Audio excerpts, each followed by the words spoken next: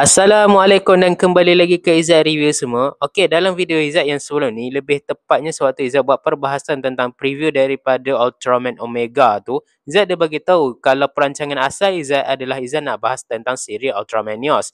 Tapi Izzat terpaksa tinggalkan Ultraman Neos tu untuk Izzat buat perbahasan tentang preview daripada Ultraman Omega tu. Dan Izzat bagi tahu kalau bila Izzat ada masa, Izzat akan bahas tentang Ultraman Neos.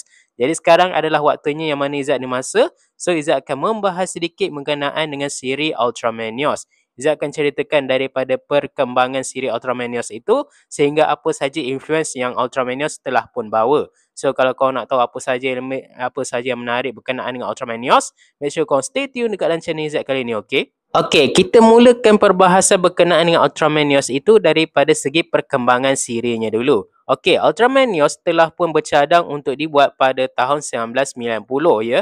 So, waktu ni Subraya telah pun mendapati kalau dua siri Ultraman hasil kolaborasi mereka dengan negara luar, iaitu Ultraman Great dan juga Ultraman Powered, telah pun mendapatkan review yang sangat positif daripada peminat. Walaupun Zat kena akui lah, kalau tak semua orang lah minat Ultraman Great dan juga Ultraman Powered ni disebabkan fighting dia tu yang agak kaku dan agak pelik ya.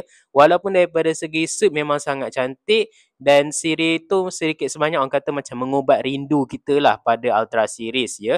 Sebenarnya seperti yang kita tahu, selepas tamatnya siri Ultraman 80, Subaraya telah pun ambil keputusan untuk hiatus ya. Diorang dah tak ada buat lagi dah siri Ultraman. Tapi bagaimanapun mereka tu tak buat siri Ultraman versi live action. Sementara franchise Ultraman ni masih lagi diteruskan dengan diorang ni membuat siri Ultra dengan menggunakan pelbagai media. Sebagai contoh macam Ultraman Juniors tu dia buat dalam bentuk anime. Begitu jugalah dengan Ultraman USA ya. Tapi bila diorang nampak kalau siri kolaborasi antara mereka dengan negara luar ni dah mendapat sambutan yang cukup tinggi, jadi sedikit sebanyak orang kata itu macam memberi harapan kepada mereka ni untuk terus menyiapkan siri Ultraman pada era Heisei ni. Dan disebabkan itu, Subaraya telah pun hadir untuk menciptakan Ultraman Neos dan juga Ultra Seven 21 untuk menjadi Ultraman pertama di era Heisei. Yang mana kedua Ultraman ni seperti yang kita tahu, dua ni dibuat berdasarkan dua Ultraman cukup ikonik di era Showa ya. Iaitu Ultraman Neos tu direka berdasarkan Ultraman yang ditayangkan pada tahun 1966. Manakala Ultra Seven 21 tu seperti yang kita tahu daripada nama dia juga, dia tu direka berdasarkan Ultra Seven. Memandangkan mereka berdua ni merupakan Ultraman yang cukup ikonik di era Showa tersebut. Dan reason kenapa nama Ultra Seven 21 tu adalah Ultra Seven 21 bukannya sebab Ultra Seven tu merupakan Ultra Seven ke-21 yang dihasilkan oleh Subaraya ataupun Ultra Seven yang diciptakan pada abad 21. Bukan. Sebaliknya dia tu direka berdasarkan formula matematik, lebih tepatnya 7 kali 3 sama dengan 21 yang merujuk kepada Ultra Seven yang telah pun diadaptasi ataupun direinkarnasikan sebanyak 3 kali. Yang pertama tu daripada original lah, which is siri Ultra Seven pada tahun 1967. Dan lepas pula diteruskan dengan Ultra Seven Heisei dan akhir sekali adalah Ultraman Neos. So Ultraman Neos ni merupakan reinkarnasi ketiga daripada Ultra Seven. So bila Ultra Seven dah dibuat sebanyak 3 kali, so diorang decide nak letak nama Ultra Seven ni sebagai Ultra Seven 21. Sebab itulah nama dia tu Ultra Seven 21. Sebab berbezalah dengan Ultraman Neos ni, yang mana Ultraman Neos ni direka berdasarkan The First Ultraman ya. Cuma bezanya adalah daripada corak dekat dada dia tu ada sedikit tambahan, serta dia punya poster tubuh pun nampak jauh berbeza dengan Ultraman 1966. Okey, selepas Subaraya confirm kalau mereka tu akan mengeluarkan Ultraman Neos dan juga Ultra Seven 21 tu untuk dijadikan siri di era Heisei, mereka ni telah pun pergi ke Toho Studio untuk melakukan sesi fotografi berskala besar. Tidak hanya itu saja, mereka juga telah pun melakukan promosi kepada Ultraman Neos ni melalui pelbagai acara, termasuk mengeluarkannya di scan majalah untuk menarik minat orang sebelum mereka melancarkan siri ini pada tahun 1996. Dan pada tahun 1995, mereka ni telah pun membuat satu episod pilot yang diarahkan oleh Koichi Takano untuk dijadikan sebagai draft kepada siri Ultraman Neos itu sendiri. Episod pilot ini basically, kalau sesiapa yang tak tahu, episod pilot ini boleh diibaratkan macam prolog lah. sebelum kita ni masuk ke siri yang sebenar. Boleh dikatakan kalau macam episod pilot ni macam sebuah gambaran dan apa yang akan kita dapat sewaktu penayangan siri sebenarnya nanti. Dan biasanya episod pilot dan siri utama akan mempunyai perbezaan yang ketara ya, terutama sekali daripada segi grafik dan sebagainya. Dan dekat dalam episod pilot daripada Ultraman Neos ni, mereka ni telah pun menggunakan CGI untuk menggambarkan ekspresi muka daripada Ultraman Neos dan juga Ultra Seven 21. Yang mana ini nantinya akan menghasilkan meme yang menunjukkan kalau mata daripada Ultra Seven 21 tu bergerak ya. Dan itu merupakan salah satu perkara yang terjadilah. Jadi bila benda tu siap, Subaraya telah pun pergi ke stesen TV TBS untuk mendapatkan jam tayang. Tapi sayangnya mereka gagal ya untuk mendapatkan jam tayang waktu tu dan segala perancangan diorang sebelum ni semuanya tidak berjalan lancar. Even diorang punya backup plan pun tak berjalan lancar. Dan benda ni menimbulkan banyak persoalan lah. Kenapa benda ni tak berjaya kan? Ada yang mengatakan kalau mereka tu memang tak dapat time slot yang sesuai. Serta ada juga orang yang menyatakan kalau pihak stesen TV TBS sebenarnya tak berminat pun nak melancarkan siri Ultraman Neos ni. Sebabnya Ultraman Neos ni masih terlihat Showa ya. Masih lagi terlihat klasik untuk penonton di zaman era Heisei waktu tu. Dan disebabkan itu, Subaraya telah pun membatalkan niat mereka untuk menayangkan siri Ultraman Neos dan mereka ni terus evolve kepada penghasilan siri Ultraman 3 yang nantinya akan menjadi batu loncatan ke era kegemilangan Ultra series semula. Okey, walaupun Ultraman Neos ni tak dapat ditayangkan sebagai sebuah TV siri, tapi Subaraya tak berputus asa ya, kerana ada satu kejadian yang berlaku pada tahun 1996 itu yang memungkinkan Ultraman Neos ini untuk dibuat. Walaupun bukan dalam format TV series ya, yang mana pada 1996 tu Subaraya ni dia telah pun menjalinkan hubungan ataupun kolaborasi dengan sebuah studio yang bernama VAP ya, yang mana dia orang punya kolaborasi ni terhasil sebabnya mereka ni telah pun berpakat dengan VIP ni untuk melancarkan sebuah TV siri buatan Subaraya yang bertajuk Moon Spiral. Moon Spiral ni lebih kurang macam cerita detektif macam tu lah. Tapi dia ni akan menyiasat tentang perkara-perkara yang aneh. Lebih mirip dengan Twilight Zone, The X-Files dan sebagainya lah pada Z waktu tu. Dan pada tahun 1996 tu, siri ini telah pun dilakonkan oleh Maria Yamada yang mana yang kita kenal nanti dia ni akan menjadi pelakon daripada siri Ultraman Dyna dengan membawakan watak sebagai Mai Midorikawa. Yang mana kolaborasi daripada VIP dan Subaraya ini juga terhasil dan memungkinkan Subaraya ini untuk menyambung semula siri Heisei Ultra 7. Ya, sebabnya pada era Heisei ni Subaraya ini telah pun mengeluarkan siri Heisei Ultra 7. Dan berbeza dengan siri Ultra pada umumnya yang ditargetkan untuk penonton di bawah umur, siri Ultra 7 Heisei justru ditugaskan dan ditargetkan untuk ditayangkan khusus untuk penonton dewasa. Dan setiap satu episod daripada Heisei Ultra 7 ni berdurasi selama 1 jam ya. Dan melihatkan daripada kerjasama yang cukup baik daripada VAP, petinggi daripada Subaraya iaitu Masahiro Subaraya telah pun melihat ini sebagai salah satu peluang untuk mereka ni melanjutkan semula projek daripada Ultraman Neos. Dan pada tahun itu jugalah mereka telah pun berbincang dengan VAP Studio untuk menghasilkan Ultraman Neos dalam bentuk direct to video ataupun dalam bentuk DVD sahaja. Okey, perkembangan daripada siri Ultraman Neos ni dimulakan selepas tamatnya siri Ultra 7 1999 The Final Chapter of Hexalogy pada musim sejuk tahun 1999 jugalah. Yang mana waktu tu Masahiro Subaraya dan juga VAP telah pun mengadakan perbincangan di antara bulan Mac dan juga April tahun 2000 ya. Yang mana dalam perbincangan tu mereka ni telah pun finalize budget, distribution format serta content direction untuk siri Ultraman Neos itu sendiri. Dan hasil daripada perbincangan itu telah pun membawa projek daripada Ultraman Neos ni untuk diberikan lampu hijau. Dan mereka telah pun memberikan bajet sebanyak 26 juta yen kepada pihak Subaraya untuk mereka ni mulakan. Dan cerita ni akan dibuat dalam bentuk direct to video dengan berjumlah 12 episod sahaja. Yang mana ini jauh berbezalah dengan siri Ultra 7 era Heisei tu. Yang mana seperti yang Zat katakan tadi, Ultra 7 era Heisei tu ditargetkan untuk penonton yang lebih dewasa dan punya durasi yang jauh lebih lama, iaitu selama 1 jam. Pada mulanya pun Izzat tak percaya tau kalau Ultra 7 Heisei tu berdurasi selama 1 jam. Dan bila Izzat cari siri tu dekat YouTube, memang betul. Satu siri dekat Ultra 7 Heisei tu memang berjumlah sebanyak 1 jam ya. Jadi banyaklah cerita boleh ceritakan kat situ. Cuma Ultraman Neos ni dia buat dalam format TV siri dengan bajet pun yang lebih kurang sama dengan TV siri. Yang mana 26 juta yen tu cukup untuk menghasilkan 2 episod daripada siri Ultraman Neos. Dan mereka telah pun bersiap sedialah untuk menghasilkan siri Ultramanos ini, dan ada beberapa pengarah dan juga penulis yang telah pun dipanggil untuk terlibat langsung dekat dalam siri Ultramanos ni. Salah satunya tu adalah Shinichi Kamizawa yang akan menjadi main director daripada Ultramanos, Junki Takegami yang akan menjadi seorang penulis, dan juga Akihiko Iguchi yang akan menjadi art director. So buat sesiapa yang tak tahu, Junki Takegami ni merupakan seorang penulis yang cukup terkenal jugalah di zaman era Heisei tu. Yang mana dia ni banyak menulis siri anime, Sentai dan juga Ultraman semestinya. Untuk siri Sentai, dia pernah menulis untuk siri Denji Sentai Mega Ranger, Seiju Sentai Gengaman, Kikyu Sentai Gogo 5 serta Tokusou Sentai Deka Ranger yang akan ditayangkan beberapa tahun selepas itu. Dan kata Junki Takegami itu, dia memang sangat berminat untuk terlibat langsung dekat dalam projek ni, tapi dengan syarat siri Ultraman News ni perlu ikut sebagaimana tradition daripada siri Ultraman tu.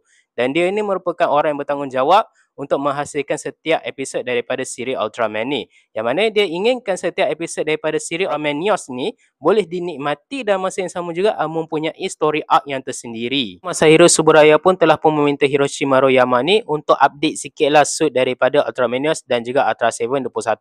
Buat sesiapa yang tak tahu, Hiroshi Maruyama ni merupakan designer bagi pelbagai siri Ultraman era Heisei. Salah satunya dia pernah design tu adalah Ultraman 3. Setiap form daripada Ultraman 3 tu didesain oleh Hiroshi Maruyama, Ultraman Dyna, Ultraman Gaia, Ultraman Agul, Ultraman Cosmos dan beberapa Ultraman di era Heisei. Dan salah satu ciptaan terakhir dia tu adalah Ultraman Mebius ya. Sementara Ultraman Zero tu tak saya exact bukan dia yang design ya.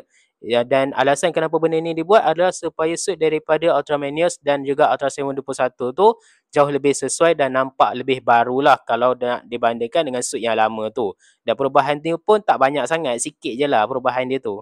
Jadi bila semua perkara dah selesai, Ultraman News akhirnya memulakanlah penggambaran dia pada bulan Jun tahun 2000 ya. Dan berbeza dengan Ultra Series kebanyakan yang mana setiap satu episod tu dibuat terus, siri Ultraman News ni mengambil pendekatan yang sedikit berbeza, yang mana dia ni akan dibuat penggambaran dia tu mengikut episod tu dalam beberapa bulan tertentu. Contoh macam episod 5 dan 6 Ultraman News ni akan dibuat pada pertengahan bulan Ogos, episod 7 sehingga 9 akan dibuat pada pertengahan bulan September, dan episod terakhir lebih tepatnya tu arc terakhir tu episod 10 sampai 12 akan dibuat pada bulan Oktober, dan keseluruhannya mengambil masa lebih kurang dalam 10 bulan lah untuk disiapkan, dan siri Ultraman News ni berjaya disiapkan pada Februari tahun 2001 ya.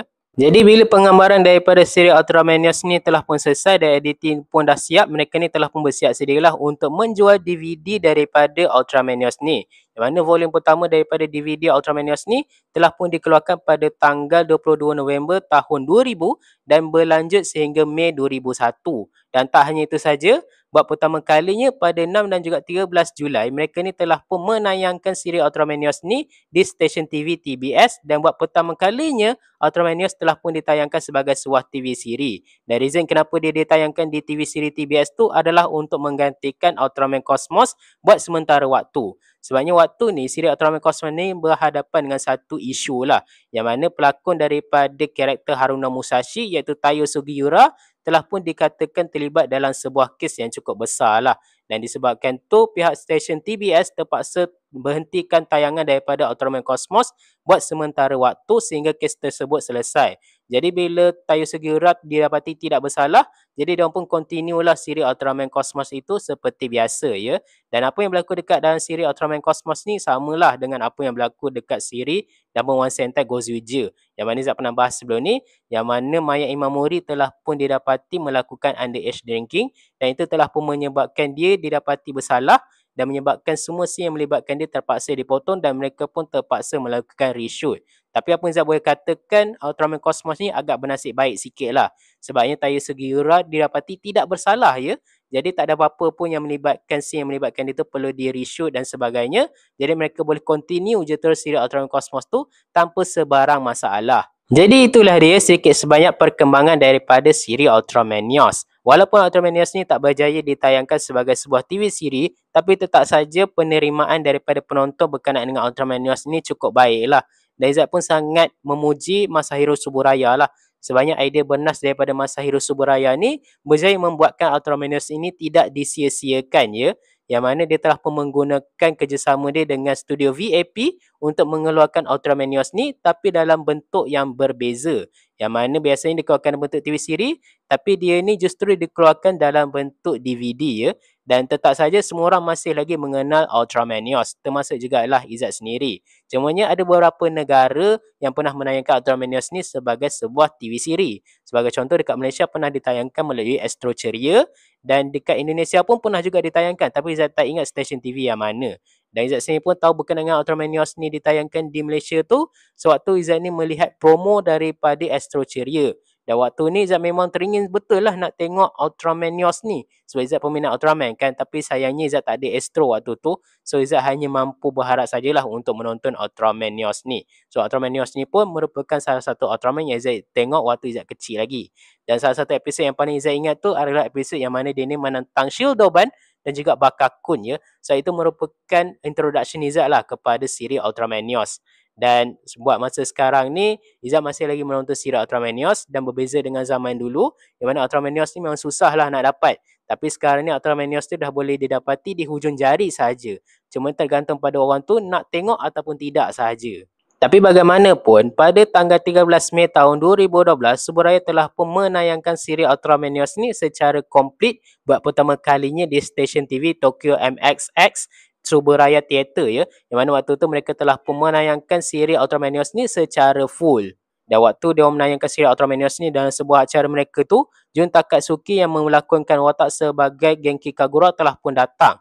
Dan dia sangat terkejut dengan penerimaan penonton waktu tu ya. Sebab dia fikir orang tak ingat sangat watak dia sebagai Genki Kagura di siri Ultraman NEOS. Sebenarnya dia fikir orang hanya akan ingat dia sebagai Satoru Tojo daripada siri Kamen Rider Rookie ya. Yang mana dia pun memintangi siri Kamen Rider Rookie itu pada tahun 2002, yang mana dia memegang satu watak yang bernama Satoru Tojo ataupun Kamen Rider Tiger. Yang mana kita boleh nampak lah kalau karakter daripada Genki Kagura dan juga Satoru Tojo ni saling bertolak belakang ya. Kalau macam Genki Kagura merupakan seorang yang baik hati, berani, yang menyebabkan dia akhirnya dipilih oleh Ultraman NEOS untuk menjadi human host. Satoru Tojo merupakan karakter yang kompleks dan boleh dikategorikan sebagai salah satu karakter antagonis jugalah dekat dalam siri Kamen Rider Rookie itu sendiri. Jadi dekat sini kita boleh nampak lah kalau macam Jun Takatsuki merupakan seorang pelakon yang cukup versatile kerana dia boleh membawakan dua watak yang berbeza sifat dengan begitu baik sekali. Tak hanya itu saja, tapi Jun Takatsuki pun pernah jugalah ditemu ramah mengenai adakah dia ni ingin kembali semula ke Ultra Series. Dan Jun Takatsuki menyatakan kalau dia memang sangat berminat dan sangat terbuka untuk kembali semula ke Ultra Series untuk melakonkan watak lain ya. Sebagai contoh dia diberi watak Captain ke ataupun watak-watak lain pun dia tak kisah. Tapi salah satu watak yang dia memang nak sangat kembali adalah sebagai Genki Kagura ya. Yang mana dia nak menjadi Genki Kagura semula untuk melatih dan juga memberikan pengajaran kepada Ultraman selepas dia. Ibarat macam Ultraman Reboot lah yang menjadi guru kepada Ultraman Trigger. Begitu jugalah yang diinginkan oleh Jun Takatsuki. Yang mana dia nak Ultraman NEOS ni menjadi guru ataupun mentor kepada Ultraman setelah dia ya. Tak hanya itu saja, tapi pada Izzat, Ultraman NEOS ni merupakan sebuah siri yang cukup penting jugalah bagi Subaraya Production. Sebab kalau tak adanya Ultraman NEOS ni, mungkin tak akan ada lah Ultraman 3 dan tak akan ada lagi lah zaman keemasan daripada Ultra Series ya. So seperti Izzat pernah bahas sebelum ni, dia orang tu pernah hiatus beberapa kali dan Ultraman NEOS ni orang kata ibarat macam batu loncatan lah untuk dia orang ni bangkit. Walaupun Ultraman NEOS ni tak berjaya ditayangkan sebagai sebuah siri, tapi tetap kehadiran dia tu orang kata menyimpan 1001 kenangan dan juga kisah untuk Subaraya ni kembali bangkit. Sebab kalau tak ada Ultraman NEOS, tak adalah Ultraman 3, tak adalah Ultraman Dyna, tak adalah Ultraman Gaia dan semua Ultraman era Heisei pada waktu tu tak akan ada tanpa adanya Ultraman NEOS ni. Tak hanya itu saja, Ultraman NEOS ni pun turut membawa pelbagai influence yang lain lah. Contoh macam di era Rewa, konsep daripada Ultraman NEOS ni masih lagi diguna pakai ya. Yang mana mereka ni telah pun membuat revival daripada karakter yang lama. Contoh macam era Rewa ni kita ada Trigger dan juga Decker, yang mana desain dia orang tu direka berdasarkan untuk menjadi generasi baru kepada Ultraman 3 dan juga Ultraman Dyna. Dan itu semua berkat daripada Ultraman NEOS dan juga Ultra 721 inilah. Sebab tanpa adanya Ultraman NEOS dan juga Ultra 721, takkan adalah Ultraman Trigger, takkan adalah Ultraman Decker yang orang kata yang menjadi generasi baru daripada Ultraman pendahulu ya. Jadi itu yang menariklah pada Izzat, dan itu merupakan salah satu influence yang dibawakan oleh Ultraman Neos ni. Oh ya, satu lagi Izzat nak buat pembetulan mengenai Ultra 721 ya. Yang mana sebenarnya Izzat kata nama Ultra 721 tu diambil daripada 21st century, itu tak betul. Tapi sebenarnya betul. Ya betul. Ultra 721 tu sebab dia merupakan Ultra 7 yang telah pun dihasilkan pada abad ke-21. Sementara yang lain tu betul lah apa yang Izzat cakap tentang Ultra 721 ni. Yang mana dia tu dinamakan daripada formula darab tu, semuanya masih betul.